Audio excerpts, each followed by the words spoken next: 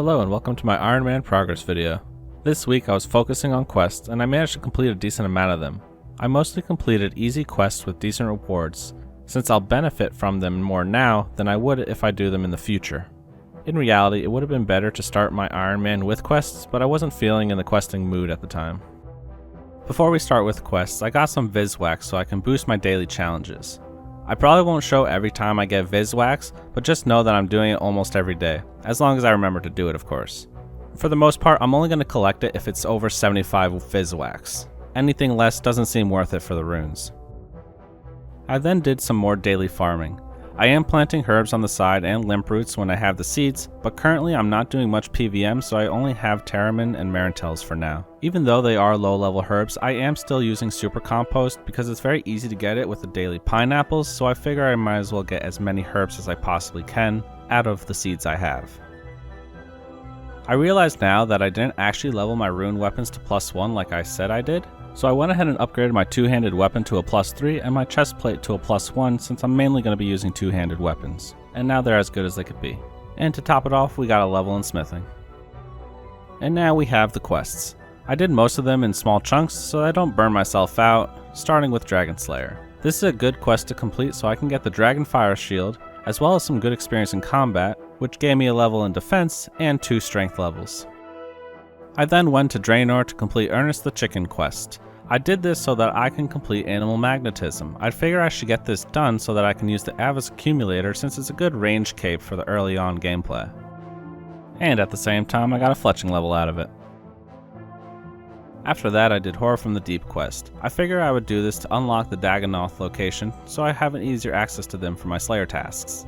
Not only that, but it also gives me access to the God Books. This is going to be very important later on when I can illuminate them and they get passive buffs on them. It's not going to be for a while that I get that, but now it's out of the way. After doing a couple quests, I needed a little bit of break. I tried to pace myself, as I said before, so I don't burn myself out, so I did some skilling. I got a level in mining while mining with some mithril. Then a construction level from doing some monthly statues. After that, I went from level 10 Herbalore to level 12 with the herbs I had in my bank from farming. I want to try unlock prayer potions, so I'm going to go ahead and do some quests that are going to give me some Herbalore experience. I decided to do Beneath Cursed Tides and to use the lamps on Herbalore. This quest got me from level 12 Herbalore to level 28 from the experience the lamp gave me. Not only that, but this also unlocks the monthly Oyster Minigame. This minigame is going to provide me with a ton of farming and fishing experience every month. This is going to be pretty big because I am going to be doing a lot of fishing to supply me with the food that I need for combat. I do plan on fishing in Menaphos because that's a really fast way to fish for experience and it has some pretty decent food comparable to monkfish. And with that being said, I did realize that I could have been getting more out of my food by doing the Let Them Eat Pie quest, so I went ahead and did that because the bag of expensive spices increases my food by 50. So if I have a full inventory of food, that's going to add up a lot. Alright, so it's time for another little quest break here. I was watching some shows and couldn't pay attention to doing some quests at the same time, so I decided to do some AFK woodcutting and fletching. I'm making arrow shafts for a couple reasons here. One is that they stack, so it's very easy, I don't have to worry about banking. And 2, I want to be able to create broad arrows in the future because that's going to be one of the fastest ways to get 99 fletching. And another benefit of doing it that way is I can then deconstruct those to get some components for invention. So by doing it this way, I'm doing it efficiently and making my life a little bit easier in the future when I need specific components. During this time, I did manage to go up 2 levels in woodcutting and fletching. So I remembered that I still had to do some monthlies, so I crafted a couple of bronze claws so that I can create some scorpion pouches. I wanted to try them out as a combat familiar for troll invasion since I was planning on doing hard mode to speed things up. I managed to get a summoning level from that, putting me at 23. Obviously, I am going to outlevel them pretty quickly, so I'm not going to bother making too many of them.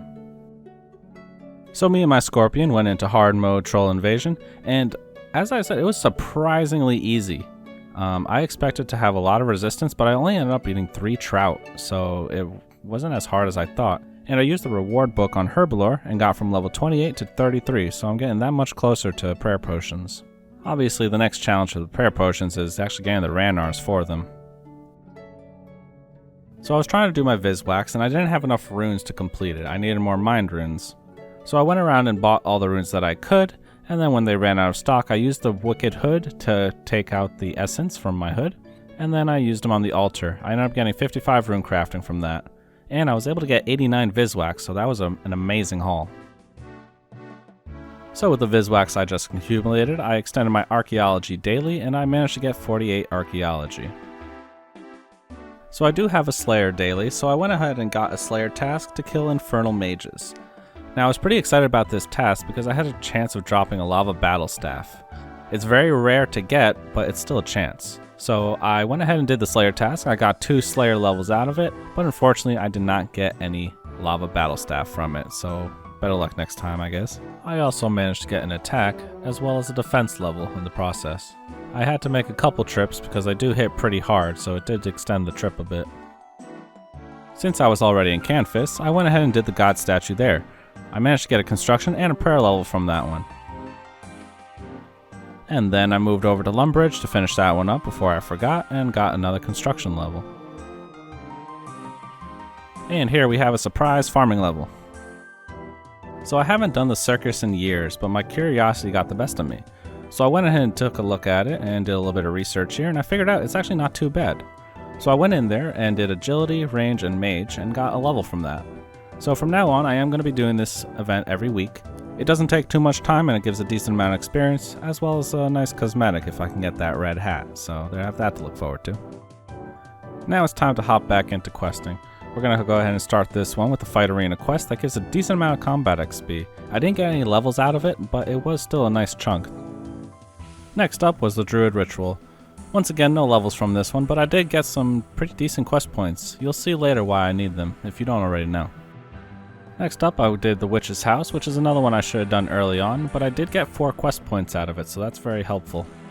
While I was doing the big chompy bird hunting, I did get a fletching level, and then I proceeded by completing the quest. This also gave a nice amount of quest points, and it is a requirement for Recipe for Disaster. After that I did Goblin Diplomacy, which took me less than 2 minutes, and that gave me 5 quest points, which is insane considering how short it is, and most long quests only give about 1 or maybe 2. But I'll take it, free quest points. So I wanted to start training range a little bit more, so I went ahead and did the Imp Catcher quest so that way I can get the Amulet of Accuracy, since it does provide a range bonus.